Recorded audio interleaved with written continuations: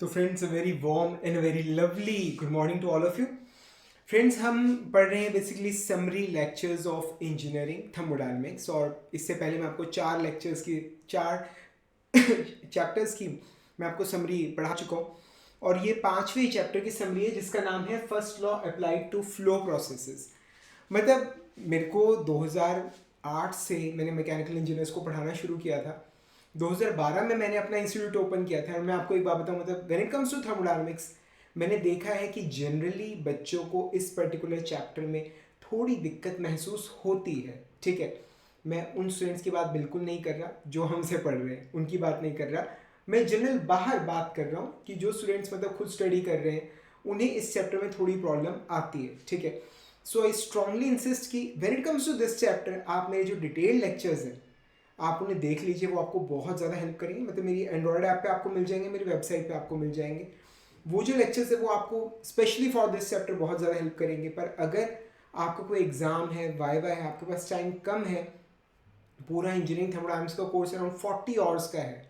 ठीक है, तो अगर आप 40 आवर्स नहीं शेल आउट कर सकते तो कोई दिक्कत नहीं है। मतलब आपको मतलब ले आएंगे हम ट्रैक पे कि आप क्वेश्चंस को अटेम्प्ट कर सके, वाइवाज में, इंटरव्यूज़ में आप क्वेश्चंस का जवाब दे सके। ठीक है, और दूसरी चीज़, आपको ये सब बिल्कुल भी अपनी मोबाइल की स्क्रीन पे नहीं नज़र आ रहा होगा, बहुत छोटा छोटा लिखा हुआ है। ठीक है, this is simply the list of the topics that I have to teach you. तो अगर नहीं समझ आ रहा कोई दिक्कत नहीं, इसके सारे नोट्स मैं आपको दे दूंगा। मेरी Android app Manish Jindal GATE mechanical lectures पे आपको पूरे नोट्स वगैरह सब कुछ मिल जाएगा। So you just don't need to worry, आप सिर्फ लेक्चर्स देखकर समझ लीजिए। ठीक है, तो आइए शुरू करते हैं। बेसिकली जो चैप्टर का नाम है इट इज़ फर्स्ट लॉ। हमने पिछले चैप्टर के अंदर भी पढ़ा था, हमने first law of engineering thermodynamics. आगे है अप्लाइड टू फ्लो प्रोसेसेस। ठीक है, तो जहाँ पर जो फ्लूइड है वो फ्लो कर रहा है, हम यहाँ पर उन प्रोसेसेस के बारे में बात करेंगे। एक्चुअली जब पिछले चैप्टर के अंदर मैंने आपको फर्स्ट लॉ पढ़ाया था तो हमने बात की थी क्लोज सिस्टम की। मतलब आप हीट सप्लाई कर रहे हो आप, ठीक है, कुछ वर्क डन होगा और बाकी का जो बचा हुआ जो एनर्जी है that will increase the energy of the system. ठीक है, अब यहाँ पर हम इसी चीज़ को अप्लाई करेंगे for an open system. Open system और क्लोज सिस्टम में क्या फ़र्क रहता है कि जो ओपन सिस्टम है उसके अंदर मास आ भी रहा है और जा भी रहा है, मास का एक्सचेंज हो रहा है। ठीक है, जो एनर्जी है वो भी सिस्टम के अंदर आ रही है और सिस्टम से बाहर भी निकल रही है। ठीक है, तो सिस्टम की एनर्जी का भी एक्सचेंज हो रहा है। ठीक है, तो एनर्जी भी आ रही है, जा रही है, मास भी आ रहा है, जा रहा है। और मतलब देयर इज अ पॉसिबिलिटी कि जो मास है वो कांस्टेंट रहे सिस्टम का ओवर स्पैन ऑफ टाइम। ठीक है, या ऐसा भी हो सकता है कि जो मास है सिस्टम का बढ़ना शुरू हो जाए या घटना शुरू हो जाए। तो वो सारी चीज़ें हम यहाँ पर स्टडी करेंगे and it is going to be really very interesting. ठीक है, मतलब मेरी कोशिश रहेगी कि इस 1 घंटे के अंदर मैं आपको पूरे के पूरे चैप्टर का ओवरव्यू दे दूं। एंड आई स्ट्रांगली इंसिस्ट कि अगर आप डिटेल में अगर पढ़ सकें, अगर टाइम है तो बहुत फ़ायदा होगा। ठीक है, नहीं तो इससे भी आपको बहुत बेनिफिट मिलने वाला है। ठीक है, तो आइए बात करते हैं। बेसिकली सबसे पहले तो मतलब हमने पिछले चैप्टर के अंदर हमने क्या पढ़ा था कि heat supply is equal to work done, heat supplied is equal to work done plus change in energy of the system. ठीक है, एनर्जी ऑफ द सिस्टम। अब उसके बाद हमने क्या कहा था कि एनर्जी ऑफ द सिस्टम ये क्या होता है, energy of the system that's basically equal to kinetic energy of the system plus potential energy of the system plus internal energy of the system. मैंने इससे पिछले लेक्चर्स में, पिछली समरीज में मैंने आपको बताया था कि अगर सिस्टम की एनर्जी की बात करें तो दो तरह की एनर्जी की आप बात कर सकते हो। The first one is the macroscopic energy, system की काइनेटिक एनर्जी हो गई, पोटेंशियल एनर्जी हो गई। ठीक है, और फिर होती है microscopic energy that is internal energy of the system. ठीक है, तो सिस्टम की जो पूरी पूरी कंप्लीट एनर्जी होती है that is basically sum of, mainly कह रहा हूँ, these 3 energies, kinetic energy, potential energy और internal energy of the system. ठीक है, तो ये चीज़ आपको समझ आ रही है। यहाँ पर अगर ये एनर्जी होती है सिस्टम की तो क्या इक्वेशन बन जाएगी, heat supplied is equal to, यहाँ पर है चेंज इन एनर्जी तो ये आ जाएगा change in kinetic energy plus change in potential energy plus change in internal energy of the system plus work done.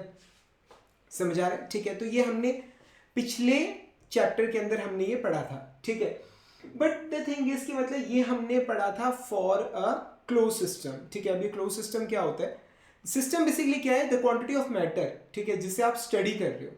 ठीक है, मतलब एक पर्टिकुलर रीजन ऑफ स्पेस जिसे आप स्टडी कर रहे हो। क्लोज सिस्टम में क्या होता है, there is a fixed quantity of matter जिसको आप स्टडी करते हो। ठीक है, तो उसकी जो शेप है इट कीप्स चेंजिंग।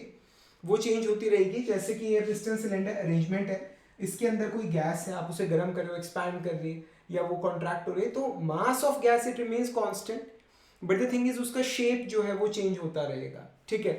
पर we have something called close open system also. और सच्चाई है कि इंजीनियरिंग की जो मेजर डिवाइसेस होती हैं दीज आर ओपन सिस्टम, ठीक है। जैसे पंप हो गया, टर्बाइन हो गई, कंप्रेसर हो गए, इसके अंदर एक फिक्स्ड वॉल्यूम होता है जिसे आप स्टडी कर रहे हो। अब उसके अंदर जो फ्लूइड है वो आ भी रहा है, जा भी रहा है, उसमें एनर्जी आ भी रही है और जा भी रही है, ठीक है। So there is a fixed volume, ठीक है, जिसको आप स्टडी कर रहे हो।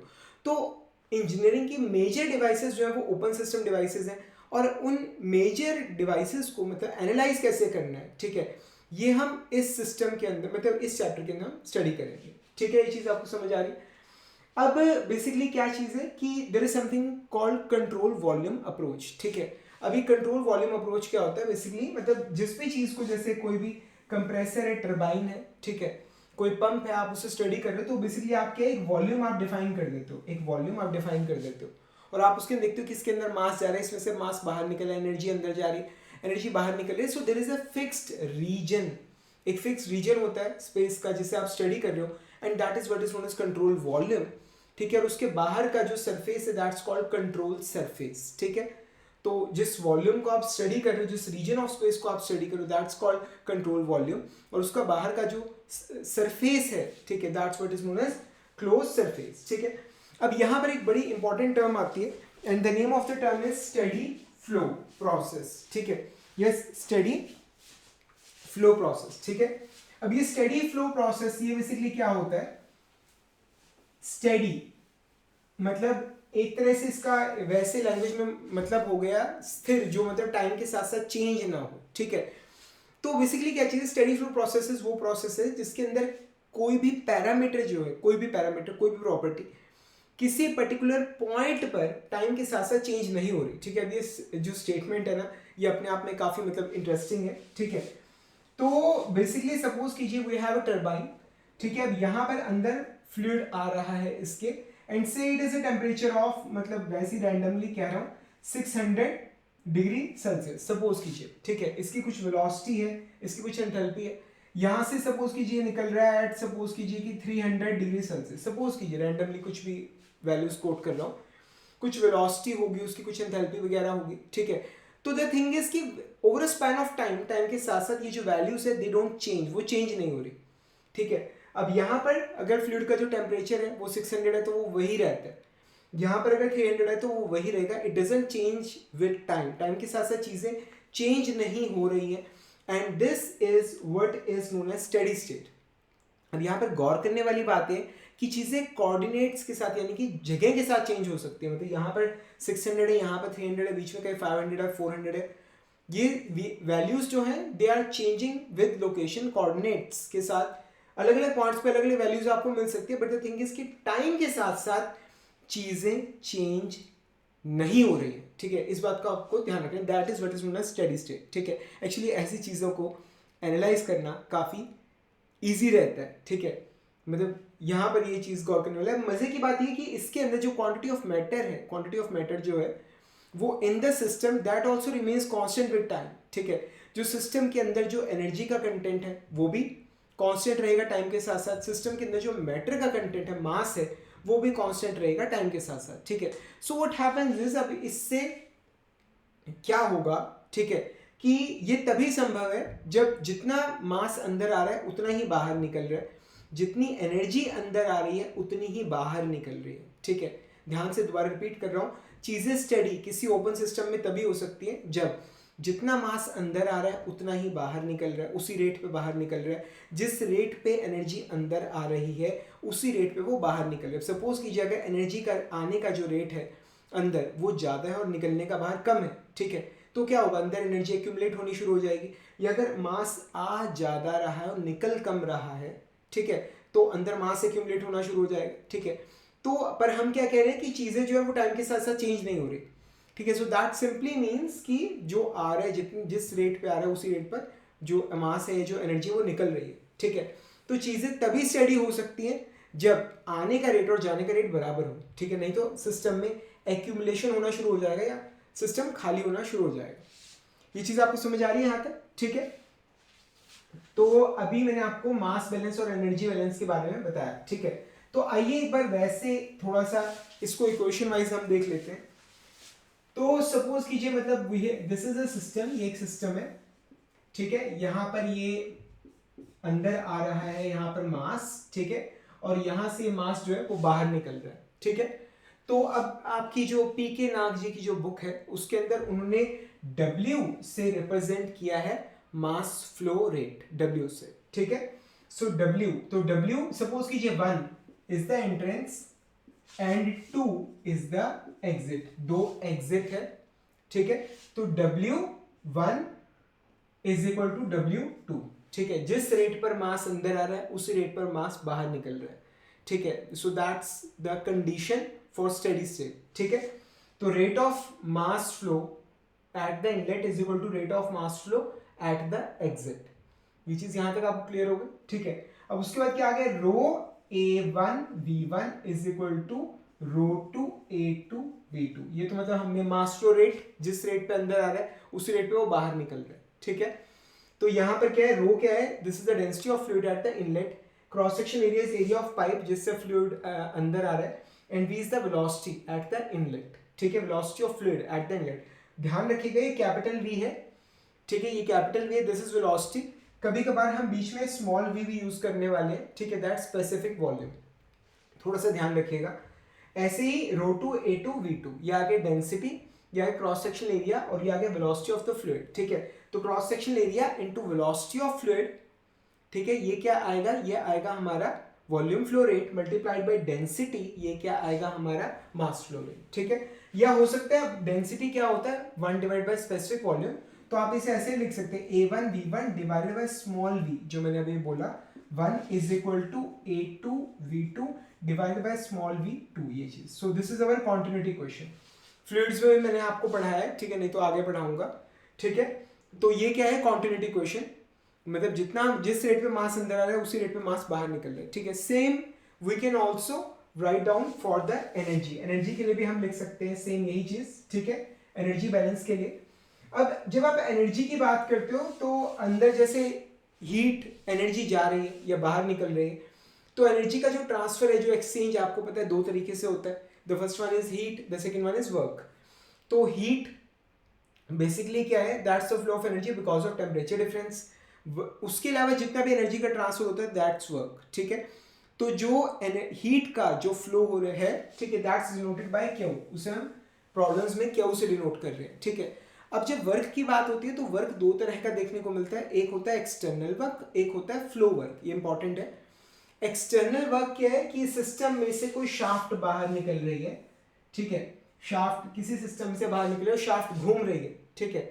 तो सिस्टम से शाफ्ट बाहर आ रही है, शाफ्ट घूम रही है, ठीक है। सो दैट्स शाफ्ट वर्क, इसे क्या बोलते हैं, शाफ्ट वर्क, या फिर जैसे स्टीयरिंग वर्क भी बोलते हैं, शाफ्ट वर्क बोलते हैं, ठीक है। तो ये तो हो गया शाफ्ट वर्क। अब क्या चीज़ है कि एक होता है इलेक्ट्रिकल वर्क, ये वो जनरली दो तरह के वर्क है जो आपको थर्मोडायनामिक्स में देखने को मिलेंगे, कि यहाँ से एक दो वायर्स जा रही है सिस्टम के अंदर और अंदर एक रेसिस्टेंस है, ठीक है। तो बेसिकली करंट फ्लो कर रहा है, सिस्टम की बाउंड्री को करंट जो है वो क्रॉस कर रहा है, ठीक है। अब सिस्टम की बाउंड्री को करंट क्रॉस कर रहा है, एनर्जी क्रॉस कर रही है, तो यानी कि वर्क हो रहा है, ठीक है, क्योंकि अब यहाँ पे टेम्परेचर डिफरेंस की वजह से नहीं हो रहा, करंट फ्लो कर रहा है, so that means electrical work is being done. ये चीज़ आपको समझ आ रहा है, ठीक है। तो मेनली दो तरह का वर्क है, एक है एक्सटर्नल वर्क, और जो दूसरा जो वर्क है, दूसरा सेकेंड टाइप, ठीक है, दैट्स फ्लो वर्क। ये मैंने आपको पिछले चैप्टर्स के अंदर पढ़ाया था, जिससे आपको डिस्प्लेसमेंट वर्क मैंने सॉरी फ्लो वर्क आपको बताया था कि यहाँ पर एट द एंट्रेंस जो फ्लूइड है, फ्लूइड, ठीक है, वो अंदर जा रहा है, यहाँ से फ्लूइड बाहर निकल रहा है, ठीक है। अब अगर यहाँ पर प्रेशर है P1, ठीक है, और कितना वॉल्यूम फ्लूइड अंदर जा रहा है, सपोज कीजिए दैट्स V1, ठीक है। अब यहाँ पर कंफ्यूजन होगा, V वेलोसिटी ले रखा था, यहाँ पर क्या चीज़ है, अभी ये वॉल्यूम है, वॉल्यूम ऑफ द फ्लूइड जो अंदर जा रहा है, ठीक है।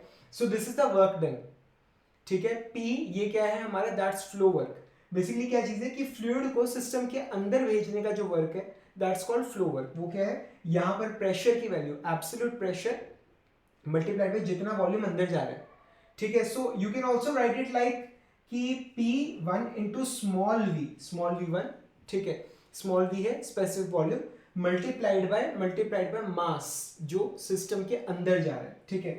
तो m1 मास, या आपकी बुक के अंदर dm1 लिखा हुआ है, ठीक है।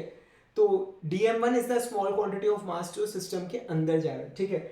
सो p1 स्मॉल v1, ये बेसिकली क्या है, 1 किलोग्राम ऑफ फ्लूइड को सिस्टम के अंदर भेजने के लिए जो काम करना पड़ता है, दैट्स फ्लो वर्क, ठीक है। ध्यान रखिएगा जब सिस्टम के अंदर जाएगा, ठीक है, तो यहाँ पर जो वर्क डन होगा वो नेगेटिव होगा, क्योंकि आप सिस्टम के ऊपर काम कर रहे हो, वर्क डन नेगेटिव होगा। जब सिस्टम में से फ्लूइड बाहर निकलेगा, सिस्टम धक्का मार के फ्लूइड को बाहर निकाल रहा है, उस सिचुएशन के अंदर मतलब जो वर्क डन होगा that will positive. So P2 V2, P2 is pressure, V2 is the volume of fluid जो बाहर निकल रहे हैं। सो हम इसको लिख सकते हैं P2 small v2 into dm2। P2 pressure हो गया, ठीक है, small v2 that specific volume of the fluid जो बाहर निकल रहा है, and dm2 is the quantity of mass of fluid जो बाहर निकल रहा है, ठीक है। ये चीज ये प्लस आएगा जब सिस्टम धक्का मार के फ्लूइड को बाहर निकाल रहे हैं, then work is done by the system, it is positive. जब आप धक्का मार के फ्लूइड को सिस्टम के अंदर भेज रहे हो, ठीक है, तो जो वर्क डन है दैट्स नेगेटिव, ठीक है। यहां तक आपको चीजें समझ आ रही, ठीक है। तो जो टोटल वर्क डन होता है, टोटल वर्क डन, अगर हम वर्क नेट बात करें, ठीक है, जो टोटल वर्क डन होगा, so that will be equal to Wx, ठीक है, दैट्स अवर शाफ्ट वर्क और इलेक्ट्रिकल वर्क जो भी है, ठीक है, minus P1 V1 dm1 plus P2 V2 dm2, ये चीज, ठीक है। तो W is equal to WX minus P1 V1 dm1 plus P2 V2 dm2, ठीक है। तो ये तो शाफ्ट वर्क हो गया, ये इलेक्ट्रिकल वर्क हो गया जो सिस्टम कर रहा है, माइनस फ्लूइड के अंदर जाने का वर्क प्लस फ्लूइड के जो बाहर निकलने का work, so that's net work done. ये चीज यहां तक आपको क्लियर होगी, ठीक है।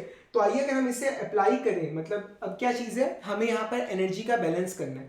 अभी मैं आपको टॉपिक क्या पढ़ा रहा हूँ, steady flow process, steady flow. अब अगर चीजें स्टेडी है, टाइम के साथ साथ चेंज नहीं हो रही, तो जितनी एनर्जी अंदर जाएगी उतनी ही, जिस रेट पर एनर्जी अंदर जा रही है उसी रेट पर एनर्जी बाहर निकल रही है, ठीक है। जिस रेट पर एनर्जी अंदर जा रही है सिस्टम के, उसी रेट पर बाहर निकलेगी, नहीं तो एक्यूमुलेशन शुरू हो जाएगा, ठीक है। तो ऐसा हो नहीं रहा है क्योंकि चीजें स्टेडी है, जो सिस्टम के अंदर का मास है वो टाइम के साथ साथ चेंज नहीं हो रहा, ठीक है। तो यहां पर देखिए सिस्टम के अंदर किस रेट पे जा रहा है, W1 E1, W1 पर सेकेंड कितना मास सिस्टम के अंदर जा रहा है, multiplied bye E1, 1 kilogram fluid की एनर्जी, ठीक है। सो ये जो टोटल है that gives you total energy जो सिस्टम के अंदर जा रही है, ठीक है। उसके बाद आ गया प्लस, हमारे पास आ गया d bar Q by D tau, ठीक है। तो ये 1 सेकेंड के अंदर जो मास अंदर जा रहा है वो अपने साथ कितनी एनर्जी लेके जा रहा है, प्लस 1 सेकेंड में आप सिस्टम को कितनी हीट दे रहे हो, ठीक है, d bar Q by D tau, ठीक है। तो ये टाउ स्टैंड्स फॉर टाइम, ठीक है। तो यहाँ पर d बार क्यू, एक यूनिट 1 सेकेंड के अंदर कितनी हीट अंदर जाए, rate of flow of heat inside the system, और बाहर निकलने का क्या है, d bar w by D tau, ठीक है, कि 1 सेकेंड में कितना वर्क हो रहा है, रेट ऑफ वर्क डन, ठीक है। तो ये आ जाएगा is equal to W2 E2 plus d bar w by D tau. ये चीज समझ आ रहा है यहां तक, ये चीज आप क्लियर हो रही है, ठीक है। तो 1 सेकेंड में W1 quantity of fluid system के अंदर जा रहा है, ठीक है, और उस फ्लूइड के साथ एसोसिएटेड एनर्जी कितनी है, E1 प्लस जिस रेट पे हीट अंदर जा रही है, ठीक है, इज इक्वल टू जितना फ्लूइड बाहर निकल रहा है W2 E2 multiplied by dw by D tau, ठीक है, 1 सेकेंड में जितना काम परफॉर्म हो रहा है। ये चीज क्लियर है यहां तक, ये चीज आपको समझ आई, ठीक है। अब आइए इसके अंदर एनर्जी और जो हमारा वर्क है उस दोनों की वैल्यू हम इसके अंदर पुट करते हैं, दोनों की वैल्यू, ठीक है। पहले तो आइए, एक्चुअली यहाँ पर स्पेस कम पड़ रहा है, ठीक है। पहले आइए जो वर्क है, वर्क हमारा, उसके लिए हम वैल्यू पुट करते हैं, वर्क की ये वाली वैल्यू पुट करते हैं। So W1 E1 plus d bar Q by D tau is equal to W2 E2 plus d bar W by D tau, ठीक है। अभी W की वैल्यू है हमारे पास, सो दैट विल बी, ये क्या आ जाएगा हमारे पास, WX, सारे अभी अलग अलग लिख लूँ, मेरे ख्याल से ज़्यादा ठीक रहेगा, ठीक है, minus P1 V1 dm1 by D tau plus P2 M2 dm2 by D tau, ठीक है। ये चीज़, ठीक है। मुझे लग रहा है अब इसके ऊपर ना लॉग आना शुरू हो गया तो आपको पढ़ने में भी दिक्कत आएगी। क्लियर है यहाँ तक, ठीक है। तो ये हमारे पास क्या है, जो सिस्टम के अंदर एनर्जी जा रही है प्लस जो हीट हम सप्लाई कर रहे हैं 1 सेकंड में इज इक्वल टू सिस्टम से बाहर जो एनर्जी निकल रही है विद फ्लूइड प्लस जो वर्क डन हो रहा है, ठीक है।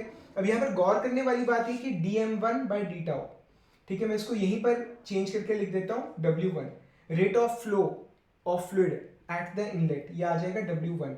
ये dm2/d ये आ जाएगा w2। w2 क्या चीज़ है, मास flow rate of fluid. w1 क्या है, मास flow rate of fluid at the inlet. w2 क्या है, मास flow rate of fluid at the exit. ये चीज़ समझ आ रहा है, ठीक है।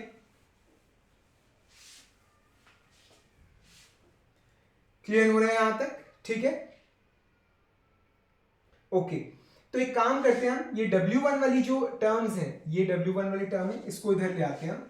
सो हमारे पास क्या आ गया, W1 E1 plus P1 V1, ठीक है, plus d bar Q by D tau is equal to d bar W by D tau, ठीक है, प्लस यहां पर आ गया W2 और ये क्या आ गया हमारे पास W2 and E plus P2 V2, ये चीज समझ आ रहा है, ठीक है। अब आइए काम करते हैं, E की वैल्यू पुट करते हैं, E स्मॉल e, ठीक है। स्मॉल e क्या है, एनर्जी ऑफ फ्लूइड, ठीक है। अब small e energy of fluid है, ये बेसिकली क्या है, sum of kinetic energy v²/2 plus potential energy Gz plus internal energy U, ठीक है। ये चीज आपको समझ आ रही, ठीक है। तो मैंने एनर्जी क्या है, sum of kinetic energy plus potential energy plus internal energy, ठीक है। Kinetic energy per unit mass half mv² होता है, m की वैल्यू 1 ली है। पोटेंशियल एनर्जी होता है mgz, mass into acceleration to gravity into height, ठीक है, mgz, तो मास 1 ले लिया, प्लस 1 किलोग्राम ऑफ फ्लूइड की जो इंटरनल एनर्जी है दैट स्मॉल u, ठीक है। तो यहाँ पर वैल्यू पुट करते हैं हम। सो W1 यहाँ पर आ गया हमारे पास v²/2 plus Gz1 plus U1 plus P1 V1, ठीक है, plus d bar Q by D tau is equal to d bar W by D tau plus W2, ठीक है। और उसके बाद क्या आएगा हमारे पास v²/2 plus Gz plus U plus P2 V2, ये चीज, ठीक है, ये चीज। अब आपने कुछ गौर किया होगा, U1 plus P1 V1, U2 plus P2 V2, ये क्या आ गया, ये आ गया एंथैल्पी। यहां पर आ जाएगा H1 और वहां आ जाएगा H2, ठीक है। इसको रबी कर देता हूं, इसकी शायद जरूरत ना पड़े, इसकी भी शायद जरूरत ना पड़े, ठीक है। तो जो हमारी स्टेडी फ्लो एनर्जी इक्वेशन जो हमने निकाली है, ठीक है, वो क्या आ गई है अब हमारे पास, W1 1 सेकेंड में कितना मास अंदर जा रहा है मल्टीप्लाइड बाय उसका energy content, kinetic energy v²/2 plus Gz1 potential energy plus enthalpy H1, ठीक है, plus d bar Q by D tau is equal to d bar W by D tau plus W2, ठीक है, v²/2 plus Gz2 plus H2, ये चीज V2 आएगा यहाँ पर, ये चीज। तो फ्रेंड्स ये है स्टेडी फ्लो के लिए, ठीक है, जो फर्स्ट लॉ हमने डिराइव किया है स्टेडी फ्लो के लिए। फ्लो हो रहा है and the flow is steady, चीजें टाइम के साथ साथ चेंज नहीं हो रही, ठीक है। तो उसके लिए जो फर्स्ट लॉ है वो ये है, ये चीज बहुत जनरलाइज्ड ये टर्म है। अब यहाँ पर ना एक मतलब बड़ी गौर करने वाली बात है कि ये अगर आप देखें, ये है एनर्जी हीट सप्लाइड पर सेकेंड, ये d bar W by D tau, ये है वर्क डन पर सेकेंड।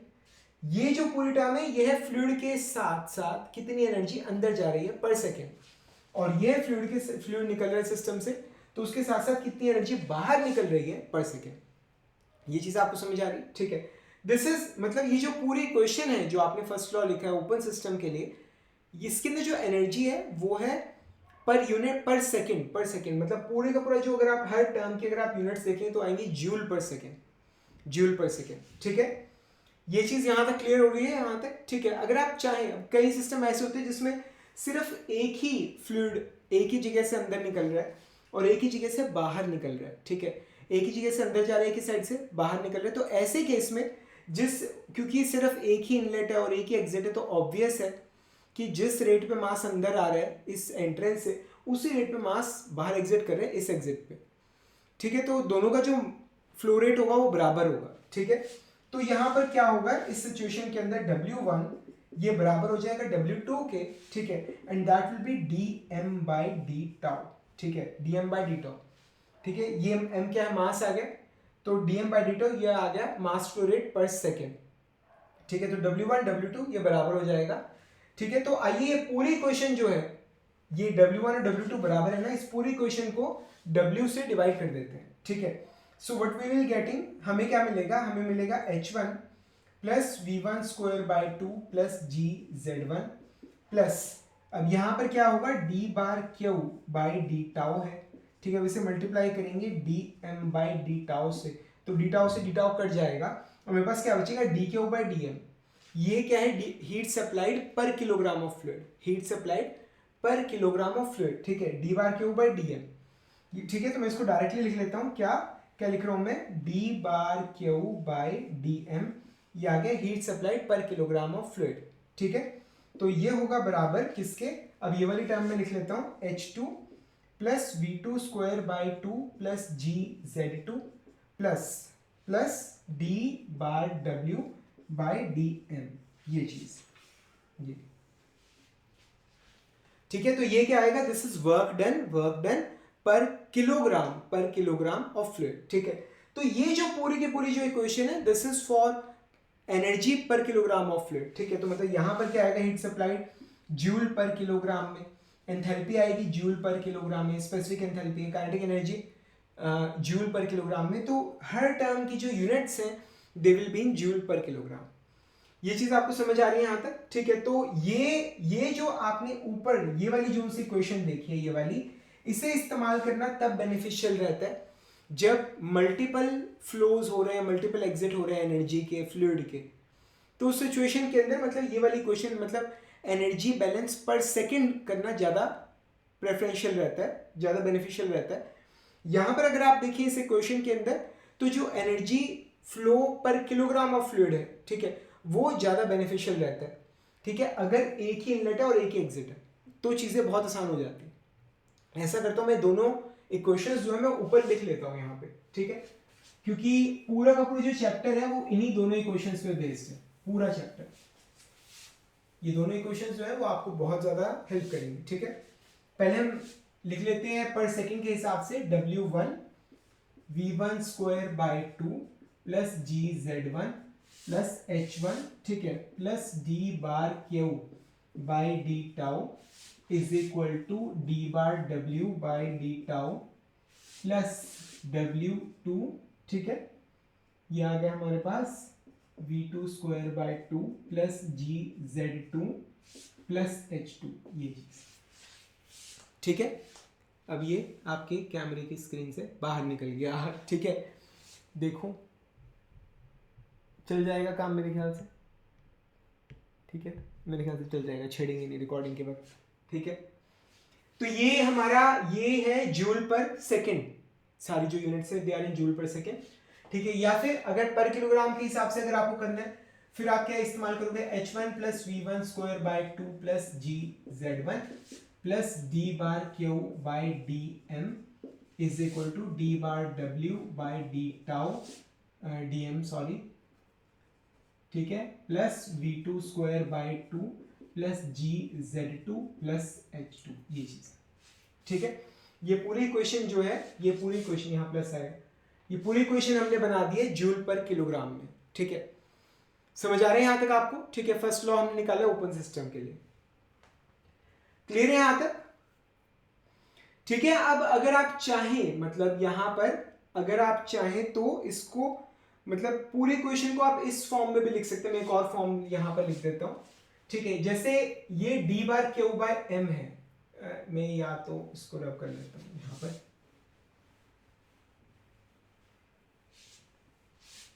ये आ गया H1 plus V1 square by 2 plus GZ1 plus Q is equal to W plus v2 square by 2 plus gz2 plus h2, ये चीज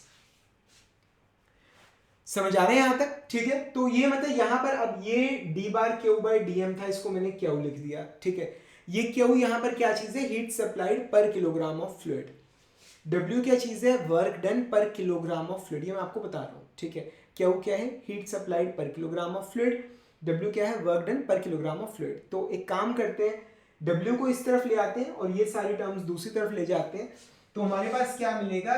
Q minus W is equal to, ये आ गया H2 minus H1 plus V2 square by 2 minus V1 square by 2। ठीक है, plus GZ2 minus Z1, ये चीज समझ आ रहा है यहां तक? ये चीज क्लियर हो रही है यहां तक? ठीक है, तो ये एक्चुअली इस फॉर्म में मैंने क्यों बनाया, ये मुझे यहां लिखना नहीं था, चलो लिख दिया है। ठीक है, आप इसको डिफरेंशियल फॉर्म में भी लिख सकते हैं, डिफरेंशियल फॉर्म में। ठीक है, मतलब डिफरेंशियल फॉर्म मतलब यहां पर मैं इस पूरी इक्वेशन को डिफरेंशिएट कर रहा हूं, D bar Q minus D bar W. ठीक है, डी बार क्यू छोटी सी अमाउंट ऑफ हीट जो आपने सप्लाई की है माइनस छोटा सा अमाउंट ऑफ वर्क डन जो परफॉर्म हुआ है। ठीक है, is equal to D H. ठीक है, प्लस अब इसे अगर आप डिफरेंशिएट करेंगे, ठीक है, तो it will be in the form of V D V. ये चीज समझ आ रही है आपको? ठीक है, अब यहां पर आपकी बुक में बार लगा हुआ है, मतलब it stands for average velocity. ठीक है, प्लस जी डी जेड। ठीक है, dz क्या आ गया? हाइट में छोटा सा चेंज। क्लियर हो रहा है यहां तक? ठीक है, तो ये हमने इसको मतलब आप इन्हीं इक्वेशंस को, उसी इक्वेशन को अलग अलग रूप में आप चाहो तो लिख सकते हो, जहां पर जोन सा रूप आपको कंफर्टेबल लगता है आप उसे वहां पर यूज कर सकते हो। समझ आ रहे हैं यहां तक? ये चीज आपको क्लियर हो रही है? हाँ जी, ठीक है, तो इस चीज से मतलब ये मैंने ऐसे क्यों बनाया, अगर आप चाहो तो ये जो आपकी जो इक्वेशन है, आप इससे यूलर इक्वेशन जो फ्लूइड्स के अंदर होती है, मतलब आप वो भी इससे ड्राइव कर सकते हो, आप इससे बर्नौली भी ड्राइव कर सकते हो अगर आप चाहो तो। ठीक है, अगर आप चाहो तो आप यूलर इक्वेशन जो हम फ्लूइड मैकेनिक्स में यूज करते हैं, आप वो भी ड्राइव कर सकते हो, आप बर्नौली इक्वेशन भी अगर आप चाहो तो लिख सकते हो। ठीक है, कैसे आइए मैं आपको बताता हूँ। बेसिकली क्या चीज है कि D bar Q is equal to D U plus P D V. ठीक है, इसमें किसी को कोई डाउट नहीं होगा, डी बार क्यू या D U plus P D V, ये चीज समझ आ रही? ठीक है, तो आइए यहां पर हम लिखते हैं, सारी टर्म्स यहां पर लिखते हैं। So it is D bar Q, ये है क्या है बेसिकली हमारा, it is D U plus P D V. समझ आ रहे हैं यहां तक? ठीक है, अब यहां पर आ जाएगा, उसके बाद हमारे पास ये जो वर्क डन आ गया माइनस पी डी वी। ठीक है, अब h क्या है? h is equal to u plus P V. ठीक है, h क्या है हमारा? u plus P V. ठीक है, यहां तक आपको चीज समझ आ रही? ठीक है, तो ये आ गया du plus P D V, हमने इसकी वैल्यू यहां पुट कर दी है। ये तो फॉर द ये तो क्लोज सिस्टम के लिए होता है, सो दैट विल बी, ये इसको ऐसे ही रहने देते हैं, इज इक्वल टू, अब h क्या चीज है? u प्लस पी वी, तो dh आ गया du plus P D V plus V D P. ठीक है, तो ये वैल्यू यहां पुट कर देता हूं, du plus P D V plus V D P. ठीक है, okay, what is this v? ये v क्या चीज है? This is specific volume. Specific volume है, इसको थोड़ा ध्यान रखिए क्योंकि यहाँ पर v भी बहुत सारे आ रहे हैं। जो अगला v है कैपिटल V, दैट्स वेलोसिटी। ठीक है ना, तो ये आ गया dh, फिर उसके बाद आ गया v bar D V bar plus G D Z. समझ आए यहां तक? ठीक है, तो ये आ गया। ठीक है, उसके बाद डी यू से डी यू कट गया, यहां पर पीडीवी से पीडीवी कट गया। अब अगर हम बात करें कि पाइप है, सिंपली हम बर्नौली इक्वेशन, यूलर इक्वेशन को स्टडी कर रहे हैं, बनाना चाह रहे हैं। ठीक है, तो उसके अंदर क्या होता है, एक पाइप है उसमें से फ्लूइड फ्लो कर रहा है, तो कोई वर्क किसी भी तरह का कोई परफॉर्म नहीं हो रहा। ठीक है, तो ऐसे में कोई वर्क डन नहीं होगा। ठीक है, तो हमारे पास क्या बचेगा? सिंपली हमारे पास क्या बचेगा? 0 is equal to V D P plus V bar D V bar. ठीक है, plus G D Z, and that's Euler equation. ये आ गई हमारी यूलर इक्वेशन। ठीक है, ये यूलर इक्वेशन आपकी बन गई। ये हमने बनाया है किससे? जो हमारी जो स्टेडी फ्लो एनर्जी इक्वेशन है, हमने उससे यूलर इक्वेशन हमने बना ली है। ठीक है ना, अब इसी को अगर इंटीग्रेट करोगे आप तो आपकी बर्नौली इक्वेशन आ जाएगी। ठीक है, अब यहाँ पे ये स्पेसिफिक वॉल्यूम है, अगर आप चाहो तो इसे मतलब नीचे डिवाइडेड बाय रो भी लिख सकते हो, ठीक है। स्पेसिफिक वॉल्यूम क्या होता है, 1 डिवाइड बाय डेंसिटी। तो आप इसे इंटीग्रेट करोगे, क्या आ गया, p by rho plus integrate करोगे v square by 2 plus G Z is equal to constant, या आ गया आपका बर्नौली इक्वेशन। समझ आ रहे हैं, ठीक है। अब ये जो अब यहाँ पर आप देख रहे हैं कि यहाँ पर डेंसिटी हमने यहाँ पर मानी है, इंटीग्रेट किया हमने, डेंसिटी को कांस्टेंट लिया, तो जो फ्लूइड है, फ्लूइड, ठीक है, वो क्या है, दैट्स बेसिकली इनकम्प्रेसिबल, उसकी डेंसिटी कांस्टेंट है, और किसी तरह का हीट इंटरेक्शन हमने यहाँ पर नहीं कंसिडर किया है, किसी भी तरह का, ठीक है, कि कोई हीट आप सप्लाई कर रहे हो, रिजेक्ट हो रही है, तो जो फ्लूइड है वो नॉन विस्कस भी होगा, क्योंकि अगर विस्कोसिटी होगी there will be definitely heat losses, कुछ ना कुछ हीट लॉसेस होंगे जो हम यहाँ पर लेकर नहीं चल रहे, ठीक है ना। तो जो फ्लूइड है दैट्स नॉन विस्कस, ठीक है, और दैट्स इनकम्प्रेसिबल। समझ आ रहे हैं। तो हम अगर चाहें तो अपनी इस इक्वेशन से जो हमने फर्स्ट लॉ निकाला है ओपन सिस्टम के लिए, आप उसे यूलर इक्वेशन में निकाल सकते हो, आप उसे बर्नौली इक्वेशन में निकाल सकते हो।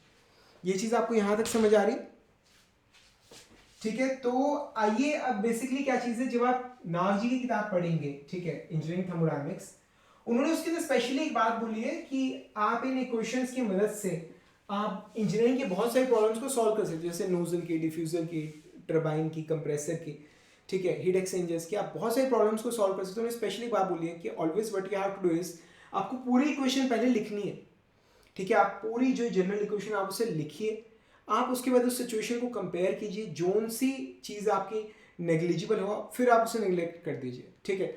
फॉर एग्जाम्पल एक एक करके स्टडी करते हैं, जैसे सबसे पहले नोजल की या डिफ्यूजर की बात करते हैं, ठीक है। नोजल बेसिकली जैसे पानी की नोजल मतलब हमने यूज़ किया सबने, नोजल का काम क्या होता है, किसी चीज़ की फ्लूइड की वेलोसिटी को बढ़ाना, और ये काम किस बेसिस पे करते हैं, ये करता है at the cost of pressure of fluid, ठीक है, मतलब प्रेशर को रिड्यूस करेगा, ठीक है, और जो हमारा मतलब जो एंथैल्पी है उसको रिड्यूस करेगा, ठीक है, और जो फ्लूइड की जो वेलोसिटी है उसको बढ़ाएगा।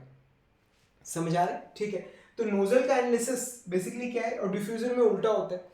डिफ्यूजर के अंदर क्या होता है कि जो मतलब प्रेशर है वो इंक्रीज करेगा, और जो काइनेटिक एनर्जी, जो वेलोसिटी वो घटती है, ठीक है। दोनों का एनालिसिस बिल्कुल सेम रहता है।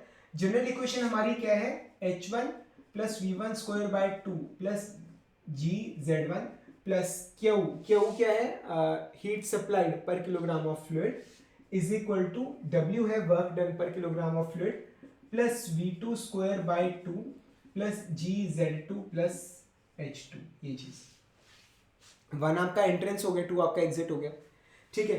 अब क्या चीज है कि यहाँ पर मतलब अब नोजल जनरली हॉरिजॉन्टल होती है तो उस हाइट का कोई फर्क नहीं आएगा, ठीक है। तो ये वाली जो टर्म है आपकी पोटेंशियल एनर्जी वाली, ये इससे कट जाएगी, हाइट सेम है, किसी तरह की नोजल में आप हीट सप्लाई नहीं कर रहे, किसी तरह का कोई वर्क नहीं हो रहा, ठीक है। तो इक्वेशन नोजल के लिए क्या बन के आ रही है, h1 plus v1 square by 2 is equal to h2 plus v2 square by 2, ये चीज। अब क्या चीज़ है, जनरली कह रहा हूँ, जनरली नोजल्स के अंदर जो इनलेट वेलोसिटी है वो नेग्लिजिबल है, ठीक है। डिफ्यूजर के अंदर एग्जिट वेलोसिटी को नेग्लिजिबल ले लेंगे, ठीक है, वो प्रॉब्लम के हिसाब से हम उसको यूज करेंगे, ठीक है। तो इनलेट वेलोसिटी नेग्लिजिबल है तो v1 मतलब आप जीरो ले रहे हो, तो इक्वेशन क्या आती है, h1 is equal to h2 plus v2 square by 2, ठीक है। तो क्या आएगा, h1 minus h2 is equal to v2 square by 2, तो ये 2 यहाँ चला जाएगा, इसका स्क्वायर रूट ले लेंगे, this is the exit velocity for a nozzle, ठीक है। फ्लूइड फ्लो कर रहा है, उसकी inlet enthalpy h1, exit enthalpy h2, enthalpy का लॉस क्या होगा, h1 माइनस h2, तो वेलोसिटी एग्जिट वेलोसिटी में कितनी मिलेगी, square root of 2 h1 minus h2। समझ आ रहे हैं यहाँ तक, ठीक है। डिफ्यूजर के केस में उल्टा हो जाएगा, डिफ्यूजर के केस में क्या होगा कि एग्जिट वेलोसिटी हम नेग्लिजिबल ले लेंगे और v1 की वैल्यू निकाल लेंगे, ठीक है। तो डिफ्यूजर के केस में v1 is equal to square root of 2 h2 minus h1 आ जाएगा, ठीक है। गौर करिएगा कि जो h है it is an joule per kilogram, joule per kilogram में, ये चीज आपको समझ आ रही है यहाँ तक, ठीक है। ओके, तो ये हमारा नोजल का डिफ्यूजर का हो गया। अब थ्रॉटलिंग एक बड़ा इंपॉर्टेंट केस है जो बहुत ज़्यादा मतलब पूछा जाता है एग्जाम्स के अंदर। थ्रॉटलिंग में बेसिकली क्या होता है, जो फ्लूइड है, ठीक है, वो एक बहुत ही रिस्ट्रिक्टेड सी ओपनिंग से निकल रहा है, ठीक है। मतलब जैसे ये पाइप है और इसमें बीच में एक वॉल लगा हुआ है, ठीक है, जो बहुत ही हल्का सा आपने ओपन किया हुआ है, बहुत हल्का सा, मतलब इस side the pressure is really very high, ठीक है, यहाँ पर हल्की सी ओपनिंग और इस साइड जो प्रेशर है वो काफ़ी कम है। तो सिचुएशन के अंदर मतलब अगर आप इक्वेशन लिखेंगे h1 plus v1 square by 2 plus G z1 plus Q is equal to w plus v2 square by 2 plus G z2 plus h2, ये चीज ठीक है। तो अब अगर आप देखें तो किसी तरह की कोई हीट सप्लाई नहीं हो रही, किसी तरह का कोई वर्क नहीं हो रहा, हाइट का कोई डिफरेंस नहीं, और क्योंकि फ्लूइड इतना नेग्लिजिबल फ्लो हो रहा है तो इनलेट वेलोसिटी और एग्जिट वेलोसिटी भी क्या है, ऑलमोस्ट जीरो है, ठीक है। तो ऐसे में क्या आ रहा है, h1 is equal to h2, मतलब जो इनलेट एंथैल्पी है that's equal to exit enthalpy. मतलब इसका इस्तेमाल हम आरएसी में करेंगे, ठीक है। वहां पर एक कैपिलरी ट्यूब आएगी, बहुत पतली सी बहुत लंबी ट्यूब होती है, जिसमें फ्रिक्शन की वजह से जो दोनों साइड का जो प्रेशर डिफरेंस है बहुत ज़्यादा होता है। मतलब एक side fluid high pressure side है, दूसरी साइड जो फ्लूइड है वो लो प्रेशर साइड पे, और बीच में एक बहुत लंबी बिल्कुल पतली तार जैसी पाइप होती है, तार जैसी, शायद आपने फ्रिज वगैरह में शायद में भी देखी भी हो आपने, ठीक है। तो उसमें क्या होता है, मतलब जो एंथैल्पी रहती है फ्लूइड की, इट रिमेन्स द सेम, वो सेम रहती है, ठीक है। तो जो थ्रॉटलिंग है it is basically isenthalpic process, enthalpy remains the same, ये बड़ी इंपॉर्टेंट चीज़ है। अब और मज़े की बात है कि अगर बात आइडियल गैस की हो रही है, आइडियल गैस की, ठीक है, उस केस में जो एंथैल्पी है it is function of temperature only, ठीक है। जो फंक्शन है एंथैल्पी सिर्फ टेम्परेचर पे डिपेंड करती है, तो यानी कि जो टेम्परेचर है वो भी क्या होंगे, बराबर होंगे, T1 is equal to T2। Again ideal gas के केस में जो टेम्परेचर उस पर एक और चीज डिपेंड करती है, that's internal energy, so U1 is also equal to U2। समझ आ रहा है, पर ये होता है सिर्फ आइडियल गैस के लिए। रियल गैस के लिए थ्रॉटलिंग के अंदर सिर्फ H1 is equal to H2, बात खत्म। आइडियल गैस के लिए ये सभी चीजें क्या होती है, बराबर होती है। ये चीज यहां तक आपको समझ आ रही है, ठीक है। अब आइए उसके बाद बात करते हैं टरबाइन की या कंप्रेसर की, ठीक है। टरबाइन हो गया, कंप्रेसर हो गया, ठीक है। मतलब ये मैंने यहाँ पर टरबाइन बनाई, यहाँ पर इनलेट है 1 पे और यहाँ पर एग्जिट है 2 पे, इससे शाफ्ट है, मतलब निकल रहा है इसमें से वर्क जो है वो बाहर निकल रहा है, W, ठीक है। तो इक्वेशन क्या बनेगी, heat supplied plus H1 plus V1 square by 2 plus G Z1 is equal to W plus H2 plus V2 square by 2 plus G Z2, ये चीज, ठीक है। तो अब मतलब अब ना यहाँ पर देखिए, यहाँ पर मैं कोई डेफिनेट फॉर्मूला निकालना नहीं चाहता वैसे जनरली, मैं आपको बताऊं, बिकॉज जब आप देखोगे टर्बाइंस के न्यूमेरिकल्स तो उसमें हीट सप्लाइड भी, कुछ हीट लॉसेस भी होंगे। हीट सप्लाई करते तो पॉजिटिव होती है, हीट लॉस हो रहा होता तो नेगेटिव होता है, ठीक है। तो इनलेट वेलोसिटी भी दे रखी होगी, एग्जिट वेलोसिटी भी दे रखी होगी, सब कुछ होगा, पर आपकी जो बुक के अंदर कह रखा है, उन्होंने कहा है कि कोई हीट का लॉस नहीं है तो वो जीरो है, ठीक है। मतलब उन्होंने इन पोटेंशियल एनर्जी चेंजेस को भी उन्होंने नेग्लिजिबल माना है, काइनेटिक एनर्जी चेंजेस को भी उन्होंने नेग्लिजिबल माना है बुक के अंदर, ठीक है। तो what they have written is H1 is equal to W plus H2, तो work done by the turbine per kilogram of fluid ये आ जाएगा H1 माइनस H2। पर आप इस फॉर्मूले का यूज कदापि ना करें, ठीक है। आप क्वेश्चन को देखिए, जनरल इक्वेशन लिखिए और फिर उसके बाद उसमें वैल्यूज पुट करेंगे, then you will get the correct answer. और जो वर्क डन है it is for per kilogram of a substance, इसे मास से मल्टीप्लाई करना बड़ा जरूरी है to get the correct answer. समझ आ रहा है यहां तक, ठीक है, ओके। तो सेम कंप्रेसर के साथ होता है, सेम इसी तरह से क्वेश्चन लिखी जाएगी। फर्क सिर्फ इतना है कि टरबाइन में वर्क प्रोड्यूस हो रहा है, कंप्रेसर के अंदर वर्क कंज्यूम होगा, मतलब वर्क की वैल्यू जो है वो जब आप निकालोगे तो नेगेटिव आएगी। क्लियर है यहां तक, ठीक है। अब इसी तरह से we have got heat exchangers also. Heat exchangers मतलब सपोज कीजिए हीट एक्सचेंजर का अगर मोटा मोटा अगर स्ट्रक्चर अगर हम देखें, ठीक है, तो कुछ इस प्रकार होता है। एक साइड से जैसे ये फ्लूइड आ रहा है यहाँ पर, ठीक है, और यहाँ से वो निकल रहा है, यहाँ से दूसरा फ्लूइड आ रहा है, ठीक है, और यहाँ से वो निकल रहा है, तो ये 2 पे एंटर कर रहा है और 4 पे एग्जिट कर रहा है, ठीक है।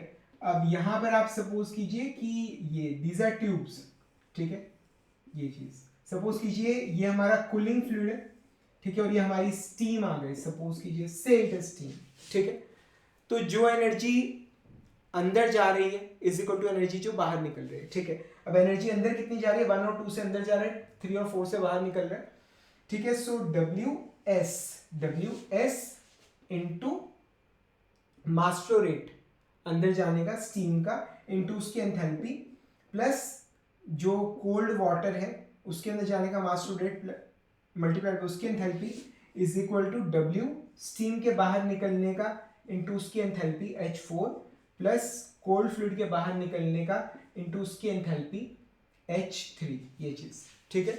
तो इससे आप इस तरह से जो एनर्जी अंदर जा रही है इज इक्वल टू जो एनर्जी बाहर निकल रही है, आप इक्वेशन बना सकते हो बड़े आराम से, कोई दिक्कत नहीं आएगी, ठीक है। अगर आप चाहो तो मतलब कोल्ड वाली टर्म्स एक तरफ कर लो, हॉट वाली एक तरफ कर लो, ठीक है। अब कोल्ड की एंथैल्पी क्या है, मतलब बढ़ेगी, जो कोल्ड फ्लूइड है अंदर जाकर गर्म होगा तो H1 कम आएगा और H3 ज़्यादा आएगा, स्टीम की एंथैल्पी डिक्रीज करेगी, H2 ज़्यादा होगा, H4 कम होगा, so WS H2 minus H4 is equal to, ये आगे W cold H3 minus H1, ये चीज समझ आ रहे हैं यहाँ तक, ठीक है। तो ये आपकी, ये इस तरह से आप एनर्जी इक्वेट कर सकते हो, ये चीज समझ आ रहे हैं, क्लियर हो रहे हैं यहाँ तक, ठीक है, ओके। तो ये हमने बात करी कुछ क्लोज सिस्टम्स, ओ सॉरी ओपन सिस्टम्स की, जो जिनके न्यूमेरिकल जनरली एग्जाम में आते हैं, ठीक है। अब आइए बात करते हैं हम for a variable flow process, variable flow process, ठीक है। अब ये जो अभी तक मैंने आपको पढ़ाया that was for steady state, steady state के लिए। वेरिएबल फ्लो प्रोसेस में क्या होता है कि जो रेट ऑफ मास जो अंदर आने का है दैट्स डिफरेंट फ्रॉम जिस रेट पे मास बाहर निकल रहा है, ठीक है। और जिस रेट पे एनर्जी अंदर आ रही है दैट्स डिफरेंट फ्रॉम जिस रेट पे एनर्जी बाहर निकल रही है, so there is an accumulation of both mass and energy, ठीक है। मास भी अंदर एक्यूमुलेट कर रहा है, एनर्जी भी अंदर एक्यूमुलेट कर रही है, ठीक है। तो मतलब अगर मास अंदर आ, सबसे पहले तो एक काम करता हूँ, मैं सिस्टम ड्रॉ कर देता हूँ, ठीक है।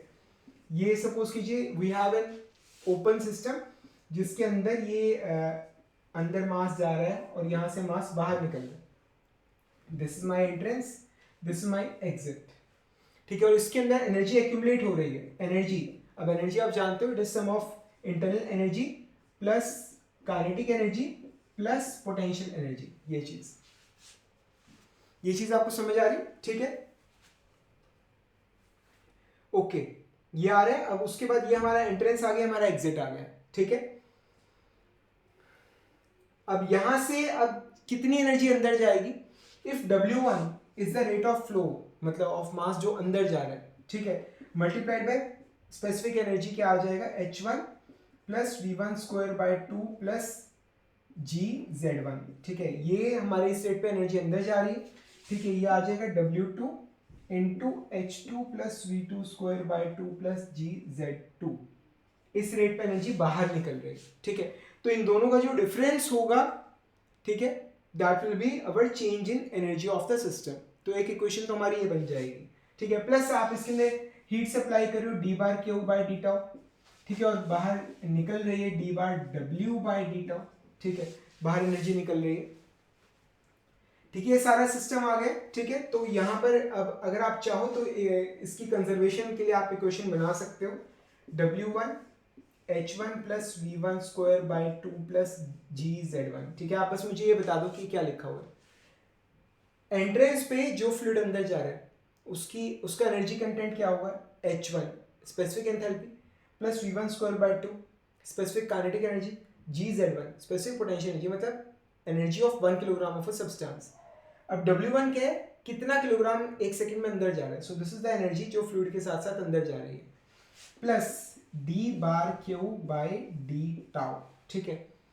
एक सेकंड में कितनी एनर्जी आप सिस्टम को सप्लाई कर रहे हो is equal to d bar W by D tau, this is the work done जो एक सेकंड में हो रहा है, ठीक है, प्लस W2, उसके बाद आएगा H2 plus V2 square by 2 plus GZ2, ये चीज एक सेकंड में फ्लूइड जो बाहर निकल रहा है उसके साथ कितनी एनर्जी बाहर निकल रही है। So this is the generalize equation. आप इससे जो हमारा मतलब जो अनस्टेडी फ्लो है, ठीक है, वेरिएबल फ्लो, आप उसे एनालाइज कर सकते हो। अगर चीजें मतलब ये जो वैल्यूज अगर टाइम के साथ साथ चेंज हो रही हैं तो आप मतलब इसे इंटीग्रेट करके आप चीजों को एनालाइज कर सकते हो, ठीक है, ओवर स्पैन ऑफ टाइम। समझ आ रही है? तो पर सेकंड के लिए क्वेश्चंस लिखिए ना, दिस इज हीट सप्लाइड पर second, this is work done पर सेकंड, ठीक है। तो ये पर सेकंड के लिए दे रखा है, समझ आ रहे हैं यहां तक, ठीक है। अब इसके अंदर ना जो ये वेरिएबल वाला केस है, इसमें एक बड़ा इंपॉर्टेंट केस है जो ऑब्जेक्टिव में बहुत ज्यादा आता है, and that is charging and discharging of tank. Basically क्या चीज है कि किसी सिलेंडर को आप भरोगे तो वो गर्म हो जाएगा, और किसी सिलेंडर में से अगर गैस निकलती रहेगी तो वो ठंडा हो जाएगा। जिससे स्प्रे होता है जो हमारे डिओड्रेंट्स वगैरह होता है, अगर आप उसे दबा के रखोगे उसमें से गैस निकल रही है, ठीक है, तो वो डिओड्रेंट्स ठंडे हो जाते हैं, ठीक है। आज की डेट में तो नहीं, पर पहले मतलब किसी टाइम में जो कार होती थी, ठीक है, वो एलपीजी गैस पर भी चलती थी, ठीक है। मतलब उसके अंदर जो हमारे घर में जो गैस का सिलेंडर लगता है, हम ये सिलेंडर लगा के उन कार्स को चला सकते थे। हमने बहुत चलाई है, ठीक है। तो ये मुझे भी याद है, 1 किलोग्राम गैस में जो कार थी, it use to run for 25 kilometre. बहुत सस्ता पड़ता था वो, ठीक है। उस टाइम पे तो cylinder it just use to cost 300-400 rupees, ठीक है। तो बहुत ज़्यादा सस्ता पड़ता था। मतलब सिलेंडर के अंदर 14 किलो गैस है, ठीक है, और 1 किलो के अंदर जो कार है वो 25 किलोमीटर चल रही है। सो यू कैन इमेजिन कि वो कितना चीप पड़ेगा। तो जो सिलेंडर है उसके साथ हीटिंग पैड लगाया जाता था, क्योंकि वो जो सिलेंडर है, अगर उसमें से कॉन्टिन्यूसली आप गैस निकालते रहोगे तो वो ठंडा हो जाएगा। इवन अभी भी मैरिजेस में, मतलब आप देखोगे कि वहाँ पर खाना बहुत ज़्यादा क्वांटिटी में बन रहा होता है, तो सिलेंडर में से जैसे गैस निकल रही है, तो उनका जो सिलेंडर है मैरिजेस के अंदर, उस पर बर्फ़ जम जाती है, बर्फ़, ठीक है, इतना ठंडा हो जाता है वो। इवन मैंने खुद अपनी आंखों से देखा है। मतलब एक ऐसा सीन जो आप कभी विश्वास नहीं करोगे, और अगर आपने भी देखा हो तो नीचे कमेंट्स में ज़रूर बताना। मतलब देयर इज़ अ बर्नर, ठीक है, गैस का बड़ा सा बर्नर है, उसमें से फ्लेम निकल रहा है। अब ये जो बर्नर है ये पाइप से जुड़ा हुआ है एक सिलेंडर से, और जो हलवाई है जो खाना बना रहा है उसने वो सिलेंडर इसी गैस के ऊपर रखा हुआ है, ये चीज़ ये, ठीक है।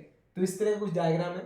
ये सिलेंडर रखा हुआ है, यहाँ से रेगुलेटर जुड़ा हुआ है, इसके साथ ये पाइप आ रही है, ये पाइप बर्नर से जुड़ा हुआ है, बर्नर जल रहा है, और बर्नर जल रहा है और उस जो गैस जल रही है उसके ऊपर वही सिलेंडर रखा हुआ है, ठीक है। ये चीज़ मैंने अपनी आंखों से खुद देखी है, ठीक है।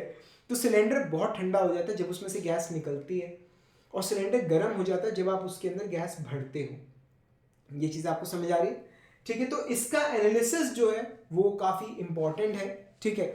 और उसका जो रिजल्ट है वो तो कुछ एक्स्ट्रा ऑर्डिनरी नेक्स्ट लेवल पे इंपॉर्टेंट है, ठीक है। तो बेसिकली क्या चीज़ है, मैं आपको, क्योंकि समरी लेक्चर में मैं आपको उसका एनालिसिस तो नहीं करवा रहा, पर उसमें बेसिकली होता क्या है, मैं आपको एक आइडिया दे देता हूँ कि you have got a cylinder, एक सिलेंडर है जो एक पाइप से जुड़ा हुआ है, और इस पाइप में से गैस इसके अंदर जा रही है, ठीक है। काइनेटिक एनर्जी, पोटेंशियल एनर्जी, उन सारी चीज़ों को नेग्लेक्ट कर रहे हैं।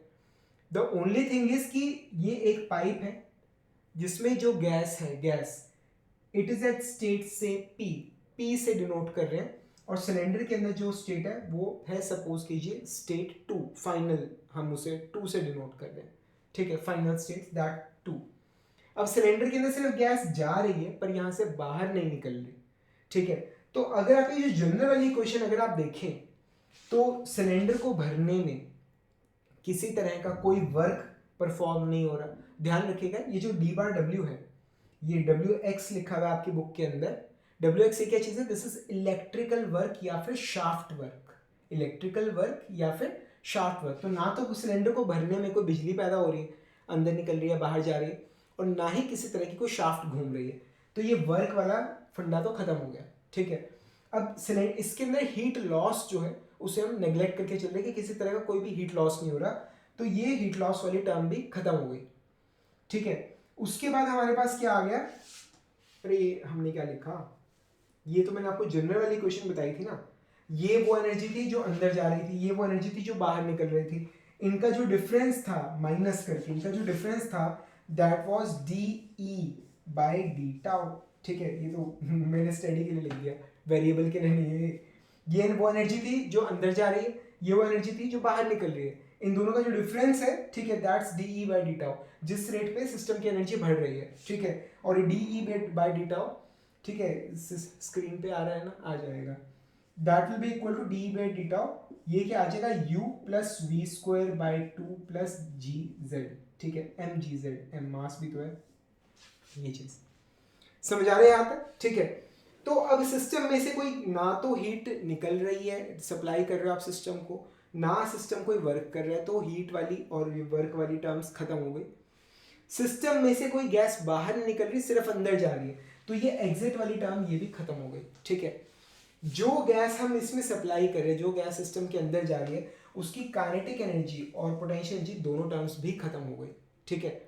तो आपके पास सिर्फ क्या बचा है, सिर्फ यहाँ पर एक एंथैल्पी वाली टर्म बची है, और मोरओवर सिलेंडर के अंदर जो गैस भरी हुई है, ठीक है, उसके पास कोई काइनेटिक एनर्जी नहीं है, कोई पोटेंशियल एनर्जी नहीं है, सिर्फ उसके पास क्या है, इंटरनल एनर्जी है, इंटरनल एनर्जी, बस इतना, ठीक है। तो अब अगर आप इस पूरे क्वेश्चन को देखो, ठीक है, तो ये यहाँ पर सिर्फ 2 टर्म्स यहाँ पर बच रही हैं, ठीक है। लेफ्ट साइड पे आपके पास क्या बच रहा है, यहाँ पर अगर आप देखिए यहाँ पर क्या बचा है, W1 ये क्या है, मास फ्लो रेट कि किस रेट पे गैस सिस्टम के अंदर जा रही है, और ये H1 ये क्या चीज़ है, H1 this is the enthalpy of gas जो अंदर जा रही है, ठीक है। कुल मिला के ये तो 1 सेकंड के लिए, ठीक है, क्या कि 1 सेकंड में जो गैस अंदर जा रही है उसके साथ साथ कितनी एंथैल्पी अंदर जा रही है। पर अगर हम फाइनली देखें, फाइनली कि अब इसमें फ़ायदा क्या है, इसको एनालाइज करना बहुत आसान है, क्योंकि चीज़ें टाइम के साथ साथ पाइप के अंदर चेंज नहीं हो रही। पाइप के अंदर जो गैस है उसकी एंथैल्पी कितनी है, उसकी एंथैल्पी है HP, जो कि चेंज नहीं हो रही, ठीक है। अब सपोज कीजिए सिलेंडर के अंदर गैस जो भरती है M2, पहले वो खाली था, तो वो गैस आई कहाँ से, वो गैस आई है पाइप में से, ठीक है। तो अंदर कितना मास जा रहा है, M2 मास जा रहा है, ठीक है। This is the mass of gas जो हम सिलेंडर में फिल कर रहे हैं, और उस गैस की एंथैल्पी रिमेन्स कांस्टेंट, तो इनटू HP क्या है, enthalpy of gas in pipe, and that's basically equal to, ये किसके बराबर है, final internal energy of the cylinder, ठीक है।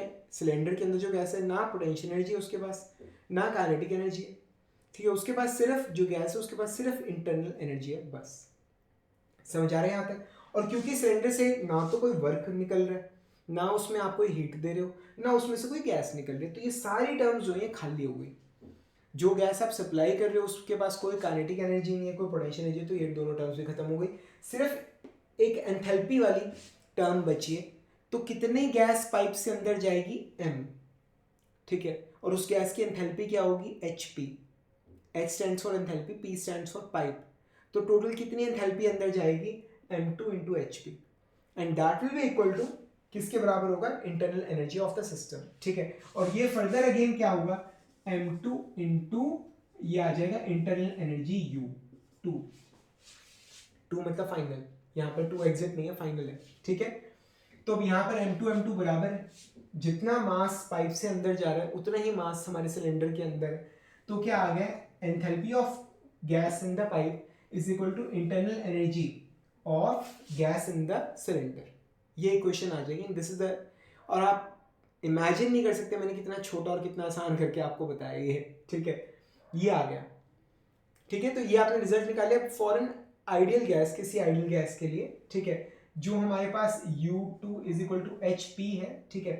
U2 क्या हो जाएगा, U2 ये आ जाएगा CV into temperature of gas in the cylinder, जो एंथैल्पी है ये क्या आ जाएगा, that will be CP into temperature of gas in the pipe, ठीक है। तो ये क्या आ गया, T2 is equal to CP by CV into TP, तो T2 क्या आ गया, गामा टाइम्स TP, ये चीज है। तो जो फाइनल टेम्परेचर होगा सिलेंडर का T2, that will B gamma times the temperature of gas in the pipe, ये चीज। This is really very important result, बहुत ज़्यादा इंपॉर्टेंट रिजल्ट है, बहुत ज़्यादा, ठीक है। मोरोवर इसमें उससे भी ज़्यादा इंपॉर्टेंट है कि जो टेम्परेचर्स हैं, these temperatures they are in kelvin, ये कैल्विन में है, ठीक है। कि जब आप लिखते हो ना enthalpy is equal to CPT, internal energy is equal to CVT, तो यहाँ पर जो टेम्परेचर होता है वो कैल्विन में होता है, ध्यान रखिएगा, ठीक है। तो ये रिजल्ट बड़ा इंपॉर्टेंट है, एग्जाम में डायरेक्टली आता है ऑब्जेक्टिव एग्जाम के अंदर, कि जो टेम्परेचर जो सिलेंडर के अंदर गैस भर रहे हो तो वो गर्म हो जाएगा, अगर निकल रहे तो ठंडा हो जाएगा, ठीक है। तो उसका जो टेम्परेचर है, ठीक है, वो क्या होगा, अपनी गैस भरी है उसमें, तो that will B gamma times the temperature of gas in the pipe, temperature is in kelvin, ठीक है। तो मतलब मैंने कोशिश करी, आप देखिए जो लेक्चर की जो ड्यूरेशन इट्स 49 मिनट्स 2 सेकेंड्स, ठीक है। तो पूरे 1 घंटे के अंदर मैंने आपको पूरा जो चैप्टर उसका ओवरव्यू दे दिया, एंड आई होप कि आपको ये जो समरी लेक्चर है इस चैप्टर का, ये बहुत ज़्यादा हेल्प करने वाला है, आपके लिए चीज़ें बहुत आसान हो जाएंगी। आप क्वेश्चन सॉल्व करेंगे तो आप वो भी सॉल्व कर पाएंगे, और अगर आप चैप्टर पढ़ेंगे तो आपके लिए चैप्टर पढ़ना काफ़ी आसान हो जाएगा, ठीक है। कैसा लगा प्लीज़ नीचे कमेंट्स में ज़रूर मेंशन कीजिएगा। पूरी मैकेनिकल इंजीनियरिंग के सभी नोट्स, सभी लेक्चर्स, सभी वीडियोस, ठीक है, सभी समरी लेक्चर्स आपको मेरी Android app manage in the GATE mechanical lectures पर मिल जाएंगे। अगर आप चाहें तो वहाँ से उनका बेनिफिट उठा सकते हैं। हम जल्दी मिलेंगे फ्रेंड्स अगले लेक्चर के अंदर, तब तक के लिए thank you much and wish you all the best.